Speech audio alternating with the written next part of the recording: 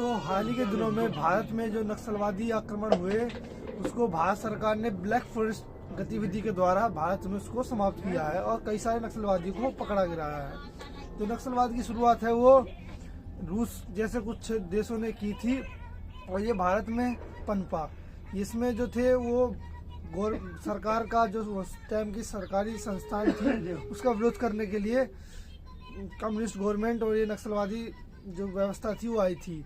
इसमें क्या था, किसानों को और मजदूरों को शामिल किया गया था जो कि सत्ता का विरोध करने के लिए इसमें शामिल हुए थे। जो भारत की आज़ादी के उपरांत भारत में जो चारू मजूमदार थे जो चीन के नेता मोत्सू से प्रभावित थे, इसलिए इसको माओवादी आंदोलन भी कहा जाता है। और चारू मजूमदार ने भारत में एक माओवादी क्रांति की 1967 के टाइम पर।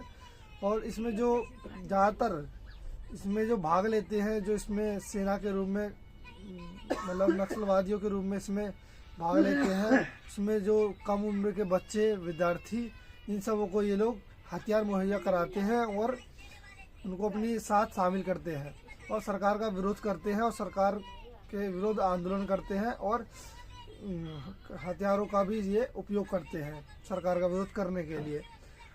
ये जो है काफ़ी ज़्यादा भारत के अंदर शुरुआत में काफ़ी ज़्यादा फैला था, लेकिन हाल ही के समय में भारत सरकार ने इसको रोकथाम करने के लिए कई सारे अभियान चलाए, जिसमें से अभी हाल ही में ब्लैक फोर्स नाम का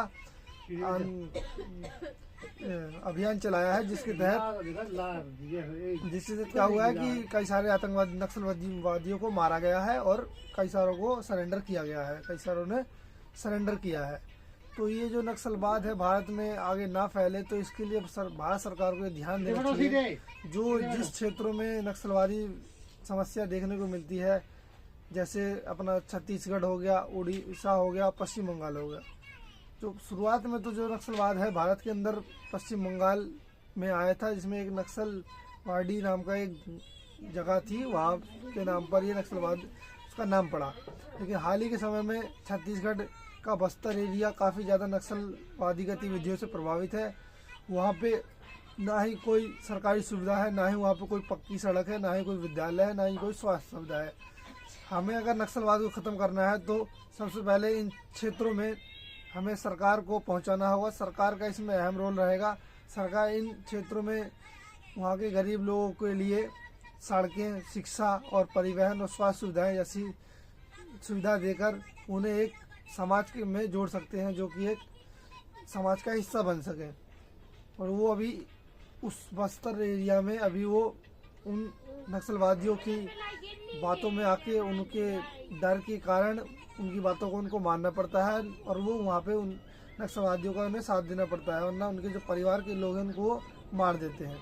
हाल ही में नक्सलवाद के ऊपर कई फिल्में भी बनी हुई हैं जो छत्तीसगढ़ और अन्य राज्यों की नक्सलवादी गतिविधियों के बारे में हमको अवगत कराते हैं। उनमें नक्सलवादियों का जो आतंक है, जो उनकी क्रूरता है, उन सबको संदर्भित करती हैं आजकल की फिल्में, जो कि नक्सलवाद के ऊपर कुछ बनाई गई हैं। धन्यवाद।